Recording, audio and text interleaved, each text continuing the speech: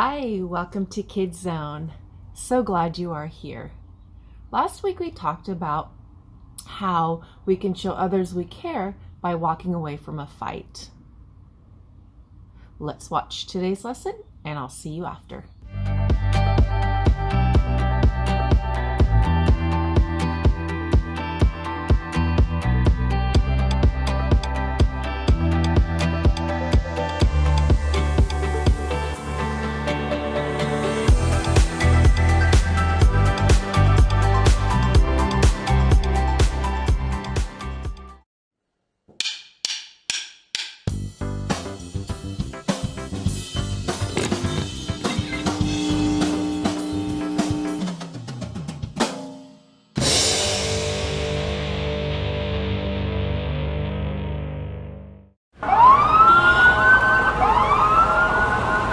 Can I get a little peace and quiet in here? I gotta be honest. It's easy to think about peace as a bubble. Ignoring the world so that you can chill out and get a little you time. Or maybe you think of peace as a simple agreement. You do your thing, I do mine. Then we don't have to worry about each other's problems or the ways we're different from each other. Or you might see peace as a big, grand thing. General, this treaty officially ends all wars. But true peace doesn't look like any of that. True peace is messy. It takes hard work and creativity. It says, how can I listen to you first before I speak? It says, how can I learn what it's like to walk in your shoes before I try to fix it? How can we get creative to find a way through? See, when you do the hard work of making peace, others can see God at work in you. That's why making peace is an amazing way to worship God with your life. Because worship, it's about more than just singing loud. It's all about living loud.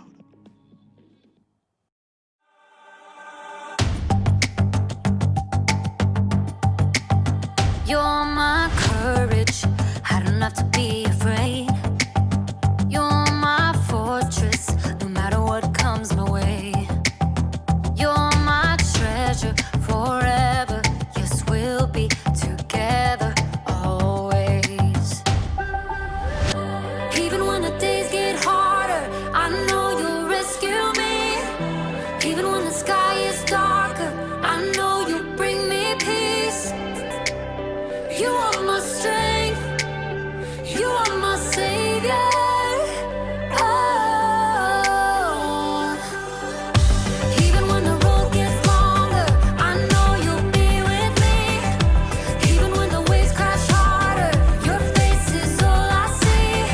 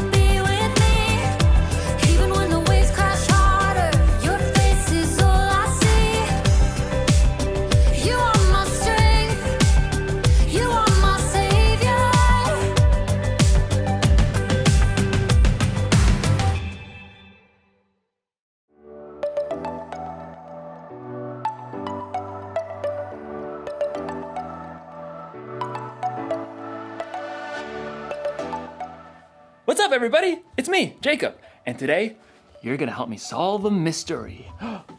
The case of the mysterious envelope. Dun, dun, dun! What do you think it is? Is it a thank you gift? A prank? A peace offering? Actually, peace is what we're talking about today. Peace is proving you care more about each other than winning an argument. But that doesn't get me any closer to finding out what's inside this package. I feel like I should be wearing gloves for this. Yeah.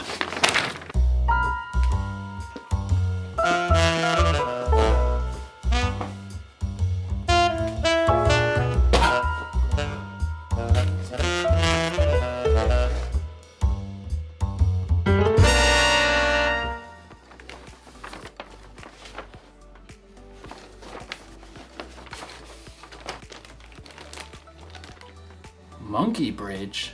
What's a monkey bridge? A few twigs and some string, but no instructions. Another mystery. Dun, dun, dun! I mean, clearly this is a bridge building kit. Well, maybe the sticks are the decking? But how do maybe I'm supposed to weave it together. This doesn't make any sense. I gotta get creative. I gotta think outside the box to find a solution. Actually, that's exactly what someone in today's story did. Now, how do you build a monkey bridge? The Bible. It's 66 books of history, stories, letters, and poetry that fit together to form God's one big story. The epic adventure of how He created us and loves us so much that He made a way to rescue us. As we travel through the Bible, from Genesis to Revelation, we discover people who met God and found their lives changed forever.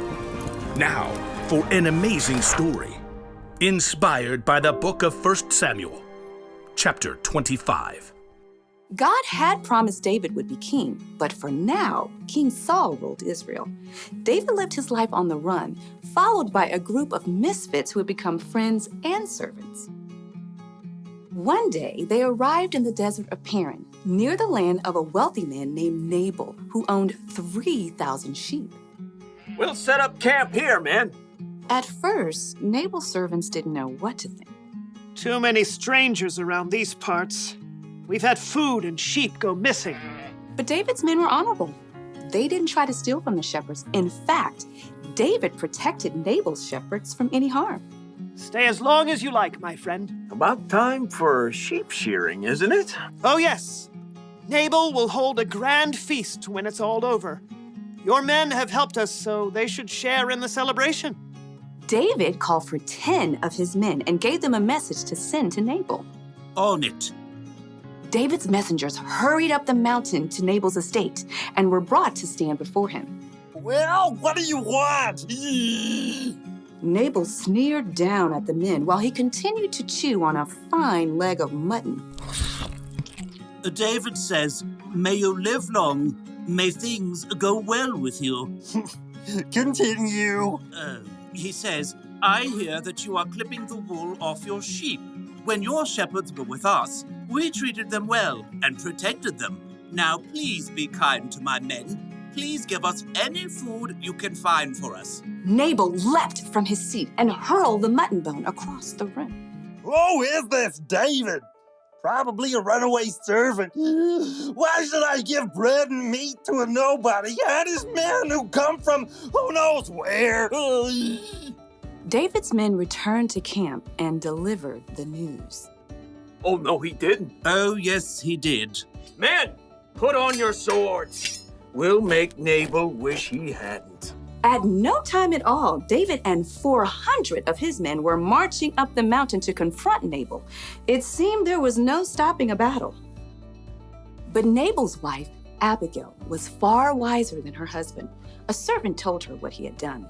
David sent messengers asking for food, but Nabal shouted and was rude to them. Go on. The whole time we were near them, David's men were good to us. They were like a wall, keeping us safe. You've got to do something now, or terrible trouble will come. There's no time to waste. Abigail quickly directed her servants to gather supplies and put them on donkeys. 200 loaves of bread, Check. 5 sheep, Check. 1 bushel of cooked grain, Check. 100 cakes of raisins, and 200 cakes of figs. Check. And check. Well, you go on ahead. I'll follow. The donkeys, loaded with good food, started down the mountain. Abigail got on her donkey and followed. From the valley, David and his men were approaching. Everything we've done has been worthless. I watched over this fellow's property, but he's paid me back evil for good. We'll wipe him out. As David's anger grew, though, he spotted something along the path.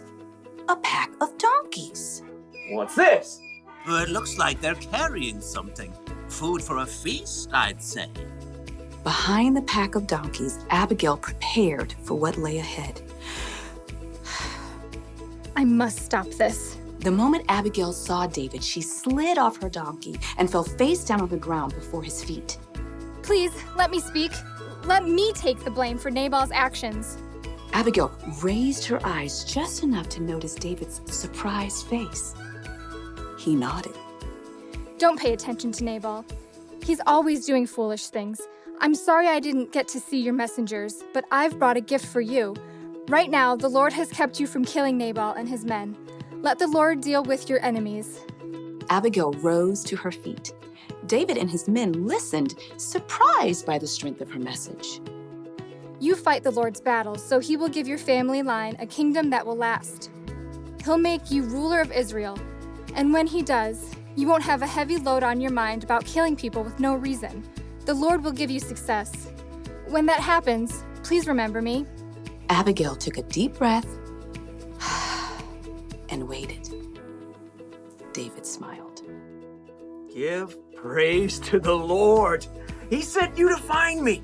May he bless you for this. You have kept me from using my own hands to get even. David's men unloaded the food that Abigail had brought. Go home in peace. I'll do what you have asked. Abigail made her way back up the hillside to her home. She had chosen to humble herself and do the hard yet creative work of making peace. In the end, Nabal paid the high price for his foolish anger, but God blessed Abigail. The fight between Nabal and David wasn't Abigail's problem, but she didn't use that as an excuse. She got involved. She acted fast, and she found a creative solution. You see, just because something isn't your problem doesn't mean you can't get involved. God has given each one of us unique talents and unique ways of seeing things. So, if you see people in a fight and you're the only one who can see a way to make peace, you should help them solve that mystery. Jesus showed us how important making peace was to him when he gave his life on the cross. We can make peace with others by being part of the solution. You can help calm an argument between two people by making them laugh. You can suggest solutions to problems that others might not see. Or if a fight looks like it might get dangerous, you can find a grown-up to help keep the peace. The one thing to remember today is this: you can show you care about others by being part of the solution. So this week, be on the lookout for creative ways to build bridges between people in your small part of the world. I'm gonna have to get pretty creative myself. Here's what the bridge is supposed to look like. Mystery solved! You know, if that bridge was full-sized, I could cross an entire canyon on that one thin little rope. But first I'd need to solve my fear of heights problem. Dun dun dun! I'll see you next time!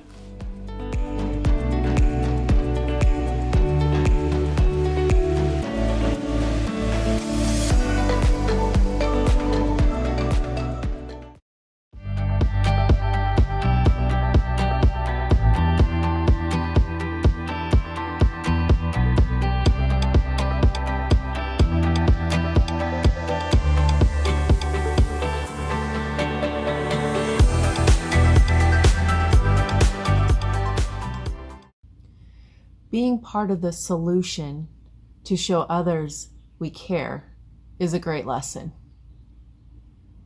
This month has been about peace and how we can show others we care by helping to be peacemakers. So how can you be a peacemaker? Thanks for being here. Have a great day, have a great week, and we'll see you next time. Bye.